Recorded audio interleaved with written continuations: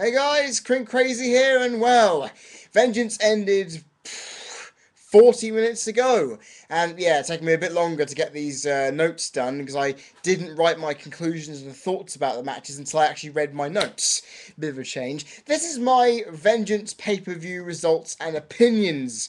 Of course. Now I will start off by saying point blank, what a great opening video for this pay-per-view. Sure, Sky Sports feed cut in the middle of it, but what I saw of it, fucking epic. That's exactly how a pay-per-view opening video should be. Intense, awesome, and building up the show. That's exactly what you'd expect from a pay-per-view opening video.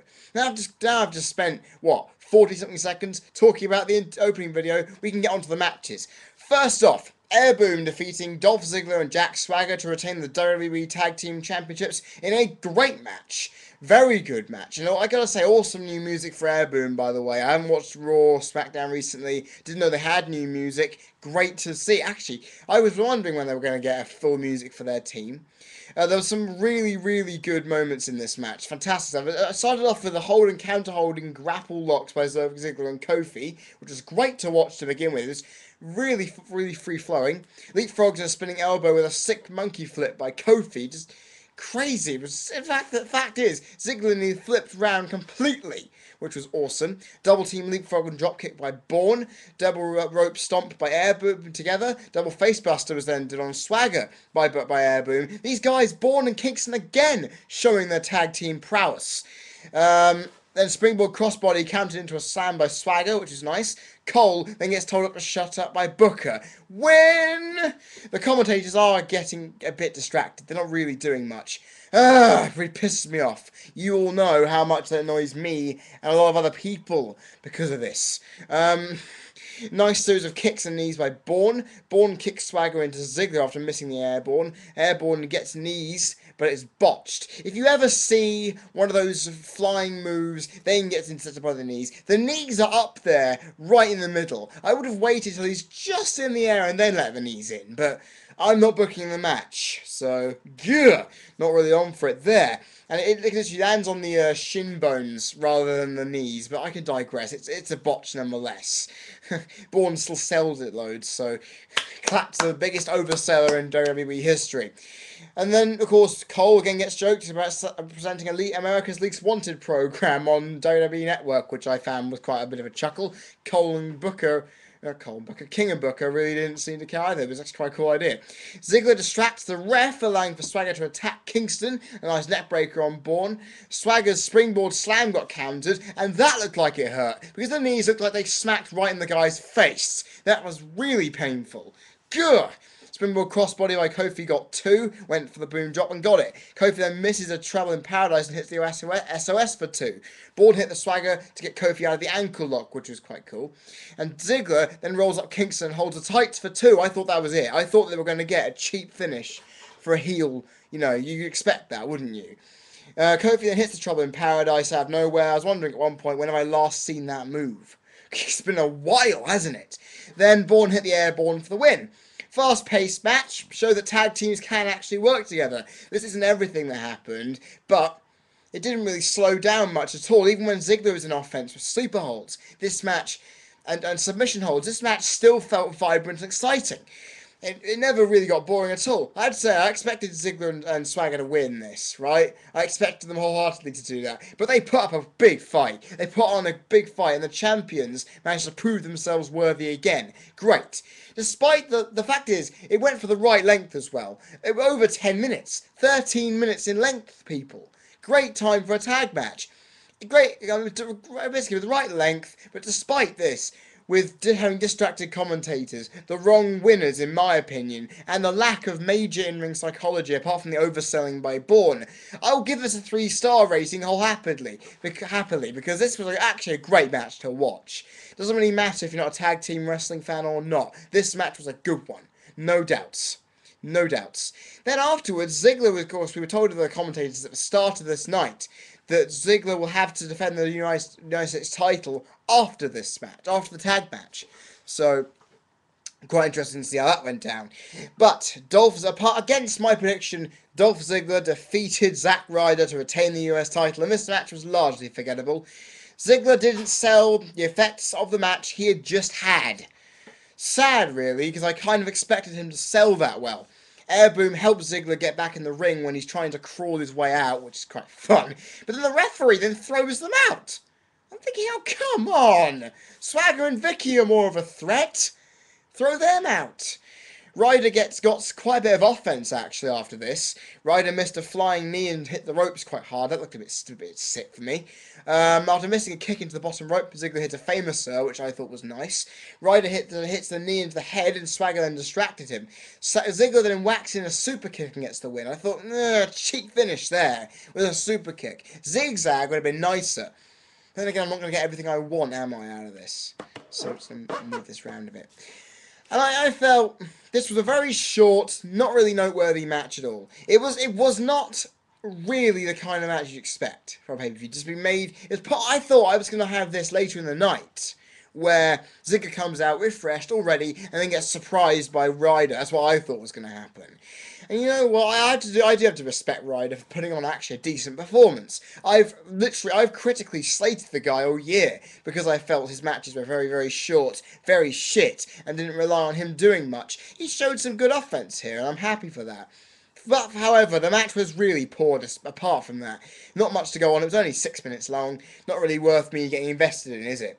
So, for the Ryder's offense alone and the famous quarter of a star. I am being really nice here because I could have given this a 0. It had very little in terms of stuff I could really be happy about. But Ryder's offense teased me. I liked it. I liked that this guy, the underdog, was actually getting some offense. It was great. Then, Eve Torres was beaten by Beth Phoenix. Oh yeah, Beth Phoenix is still Divas champion. But she did it in a great match, for a Divas match anyway. I mean, the best Divas match of the year, of course, Lay Cool facing off. But then again, this actually wasn't that bad either. There were some great moves in here. A flip powerbomb from the top rope by Eve, which Beth slightly delayed the fall. Botch! Nonetheless, Eve then cartwheeled round Beth to get out of a move. Sweet! That was cool. Eve tied Beth to the ropes with her wrist tape.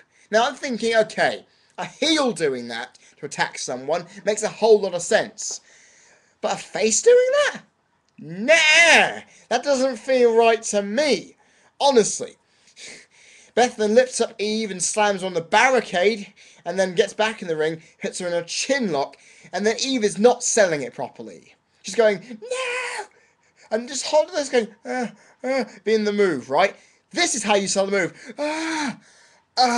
You're hurting, for fuck's sake. You show it, alright? And it's not even properly applied either. Beth Phoenix is not even applying this move properly. That's making me go completely crazy. And then a gutbuster by Beth gets 2, and then another leg scissors gets put on her. And then, look, Eve is making these moves, and the selling of it still feel really forced. She's not a great wrestler when you really think about it. She doesn't really show too much perspective. She's not doing the right part of the storytelling perspective. You've got to sell the moves. And you don't just go, no, don't put fucking heart into it, bitch. Come on. A flipping senton standing up by Eve got 2. A cross-arm headlock leg scissor hold by Eve on Beth. Now that was impressive. Probably the best non-aerial move of the night, really. That was great. Eve countered a glam slam into a roll-up on the rope, into the ropes into a roll-up for 2. Eve missed a moonsault. Beth hit the glam slam and got the win. The crowd were dead for this. They really couldn't give 2 shits about this. But some good action from a Divas match. Again, another Divas match which is supplying the goods.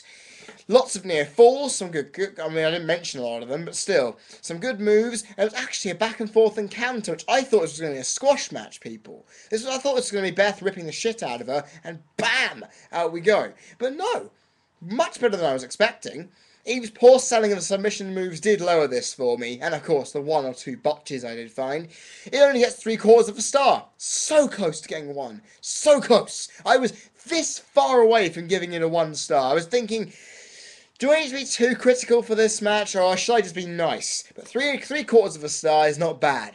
The Divas matches need to be better, but in all fairness, still good for a Divas match, I bet. Next up, Sheamus defeated Christian in a very poor match. Personally, I don't know how I didn't give this a 0 either, because this was bull. There was a nice stalled suplex by Sheamus. The commentators aren't really interested at all. They're not even talking about what's going on. This is a throwaway match at the last minute on SmackDown.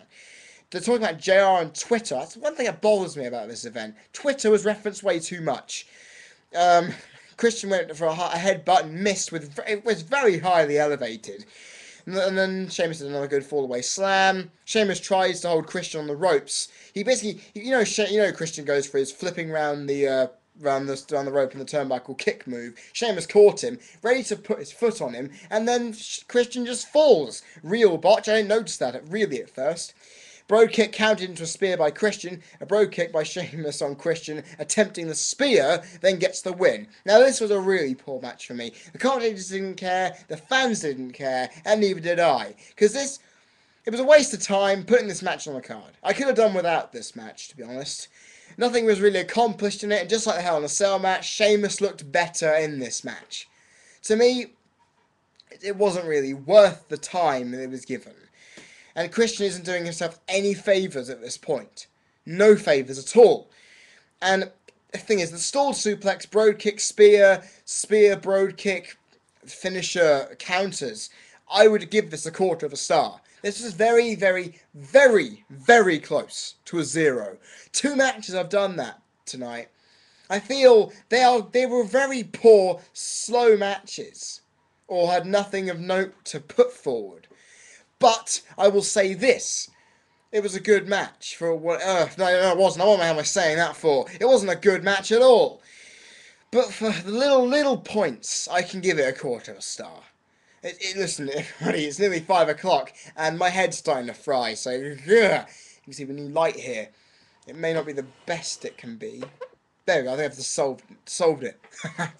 Yeah, I think I have just solved the light issue. These new lights doing wonders down here. I can do my videos down here now. I'm just going to see if I've got time to put in the next match. Oh, I think I do have a bit of time. The Miz and R-Truth defeated Triple H and CM Punk. Yeah, they did. And the ending was not what you all expected. The hell wasn't even what I expected. I expected Punk or Triple H to screw each other. That didn't happen. Truth played around with taunts and got punched for his own mother. This was mostly started around with Triple H standing around with the guy. A suplex Falcon Arrow by Punk on Truth, followed by a Mexican surfboard attempt, turning into a backslap by Miz, which was a great little way of fooling the move there. Triple H locked in a figure 4 on the Miz. Great selling by the Awesome One, though. This is the thing. Figure 4s are sold so well. Love it. Punk's holding Triple H's arms to get the hold in, which after a while, when Truth do the same and Miz do the same, they're debating the illegality of it.